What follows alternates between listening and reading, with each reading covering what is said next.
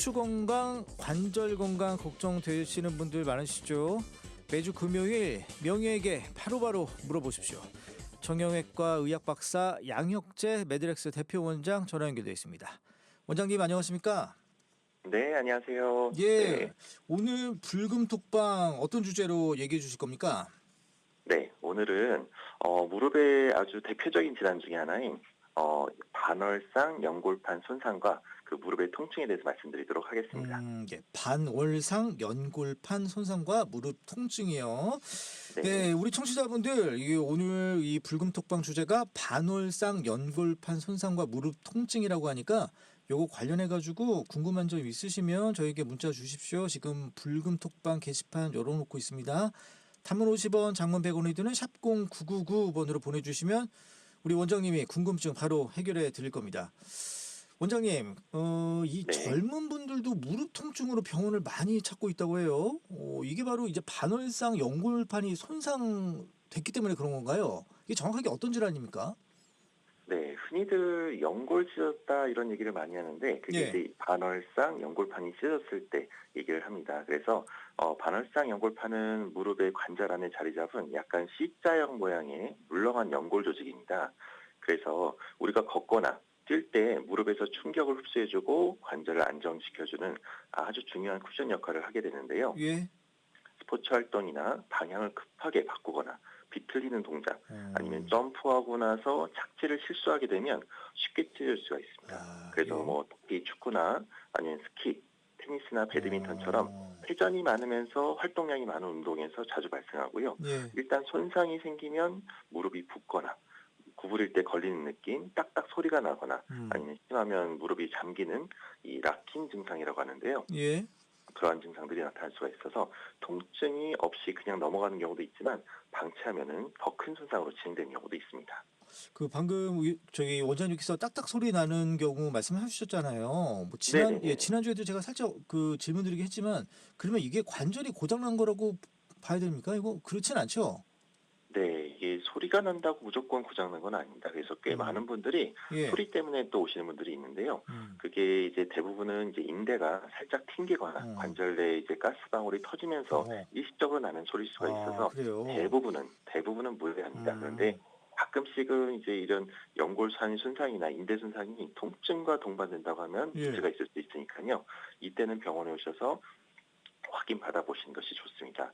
그래서 참고로 보통 대부분의 병원 오시는 분의 절반 이상은 괜찮고요. 예. 나머지 절반은 정밀 검사가 필요한 경우가 좀 있습니다. 아, 근데 이게 젊은 분들도 진짜 많은가요? 네, 그렇죠. 그래요. 그래요. 알겠습니다. 그러면 이 찢어진 반월상 연골판 이게 시간이 지나면 어떻게 자연 치유가 됩니까? 어떻게 됩니까? 이게 대부분은 이제 시간 지나면 좋아질 거다 생각하고 운동으로 좀 이겨내려거나 아니면 병원을 가는 걸 좀 꺼려하셔서 이제 그러신 경우가 많은데 이제 그렇게 되면은 이제 저절로 낫지가 않습니다. 이게 이제 연골판은 중앙부로 갈수록 혈관의 공급이 거의 없는 조직이라서 이게 혈류가 있어야 치료가 자연 치료가 되는데 예. 이 혈관이 닿지 않는 부분이 찢어지다 보면 회복되는 능력도 이제 스스로 아물 수가 없습니다. 예. 그래서 가장자리 파열은 간혹 자연 치유가 되는 경우도 있지만 이 중심부 파열은 대부분 악화돼서 더 안 좋아지는 경우가 많습니다. 그래서 되도록이면 증상이 생겼을 때 조기에 진단하고 적절한 치료를 시작하는 것이 중요합니다. 그렇군요. 그럼 이 반월상 연골판 손상 이거 어떤 사람들한테 더 잘 생깁니까? 네, 이게 이제 보통 우리가 등산을 하시거나 이럴 때 내리막길을 좀 급하게 내려오다 보면 예. 무릎에 체중이 한 3배에서 5배 정도의 하중이 걸립니다.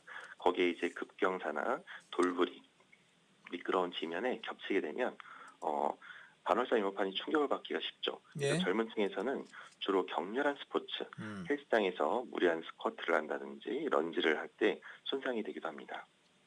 또 40대 이후에는 퇴행성 변화로 인해서 아주 작은 충격에도 쉽게 손상이 될 수가 있어요. 그래서 항상 운동하기 전에는 준비 운동과 체중 관리, 보호대 사용이 좋은 예방법이 됩니다. 그렇군요. 이게 뭐 그 산 내려가는 것뿐만 아니라 계단 내려갈 때도 좀 조심을 해야겠네요. 네. 그럼 원장님, 이거 진단을 어떻게 합니까, 이건? 그 병원 가면? 그냥 엑스레이만 찍습니까? 아니면 뭐 CT를 찍습니까? 간혹다가 이제 엑스레이 찍고 나서 그러니까 연골판은 정확하게 말하면은 뼈만 보이기 때문에 예. 그 엑스레이를 가지고는 진단이 안 되고요. 연골판의 파열을 확인하려면 정확한 검사를 위해서는 MRI가 필수적입니다. 예. MRI는 연골이나 인대 이런 연골판, 활액막의 염증까지 자세하게 보여주기 때문에 이 파열의 양상을 확인하면 치료 방법도 정확하게 알 수가 있고요. 예. 그 밖에도 꼭 MRI를 찍지 않더라도 진찰을 자세히 하다 보면 우리가 이제 맥머리 테스트라고 해서 진단 검사를 통해서 연골판 파열을 의심해 볼 수가 있습니다. 예. 그러면 이 치료를 받아야 될 텐데 이거 어떻게 꼭 수술을 받아야 됩니까? 아니면 또 수술 없이 또 치료가 가능합니까? 좀 궁금하네요. 네, 이게 가장 중요한 문제인데요. 이게 이제 우리가 연골판이 손상이 됐다 하더라도 찢었다 하면 대부분 다 수술을 해야 되나 걱정을 하시는데 그죠. 꼭 수술이 필요한 거는 절대 아닙니다. 우리가 경미한 경우 우리가 약물 치료나 물리 치료, 체중 조절이나 이 근육 강화 운동으로 가볍게 회복되기도 합니다.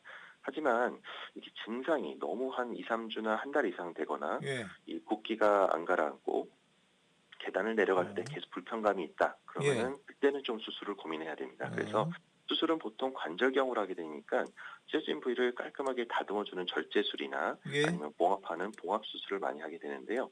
요즘 추세는 자기 무릎을 그대로 살려서 봉합수술을 많이 선호하는 추세입니다. 봉합수술. 예. 네. 그래요. 그러면 수술을 만약에 받았다. 그러면 이제 회복 기간도 좀 궁금해요. 좀 얼마나 걸립니까?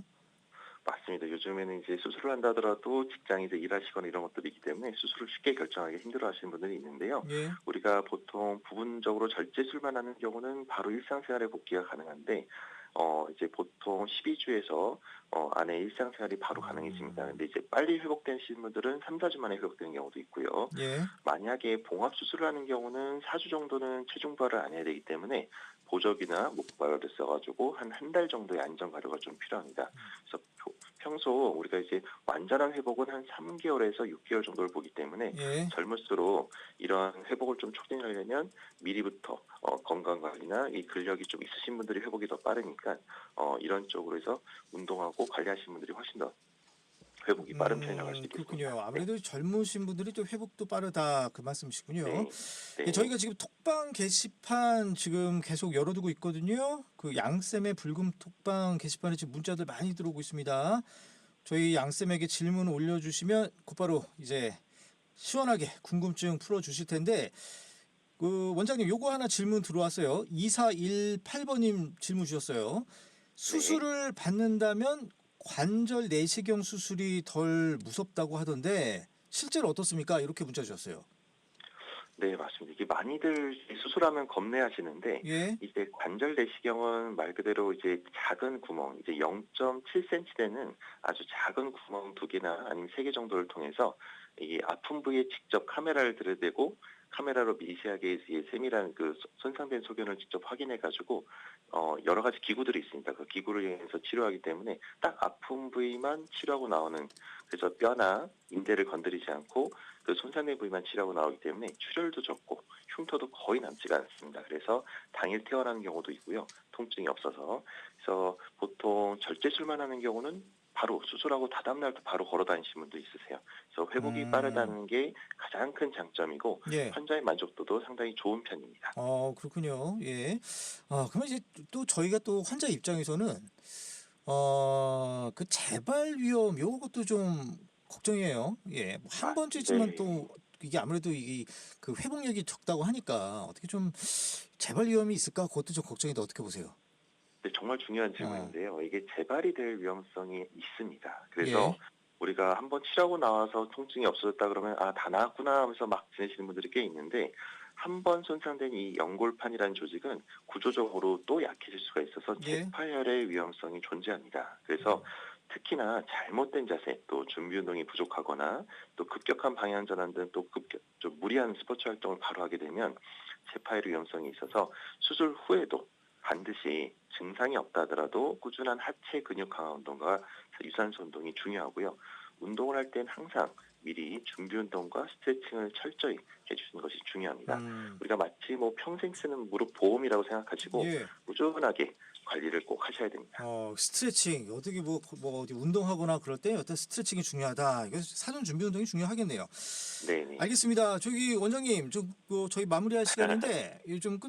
끝으로 이 평생 무릎 튼튼하게 쓰려면 어떤 뭐 관리법 이런 게 있어야 될 것 같아요. 좀 팁 좀 주십시오. 네, 아무래도 무릎 장수 비법은 첫 번째로는 체중 관리입니다. 무릎은 내 몸을 왔다 갔다 들어왔다 갔다 하는 관절이라서 이 체중이 늘면 무릎에 무리가 많이 갈 수 있고요. 그래서 체중 관리가 중요하고 급격하게 체중이 빠지거나 급격하게 느는 것이 안 좋습니다. 그리고 두 번째로는 허벅지 근육을 강화해서 이 허벅지 근육이 튼튼하신 분들은 무릎이 튼튼한데 근육이 약하신 분들이 특히나 잘 부상을 당하고 다치는 경우가 있어서 근력 강화를 잘 유지해 주시고요. 세 번째, 마지막으로는 바른 운동 습관입니다. 하체 근력이 평소에 안 하던 운동을 갑작스럽게 하거나 너무 과격한 운동을 하는 경우에 이런 연골판 파열이나 이런 손상이 진행되니까요. 항상 하던 습관대로 꾸준히 규칙적으로 하는 것이 가장 중요하다고 볼 수 있겠습니다. 네, 알겠습니다. 여기까지 말씀 듣겠습니다. 지금까지 양혁재 원장이었습니다. 고맙습니다. 네, 감사합니다.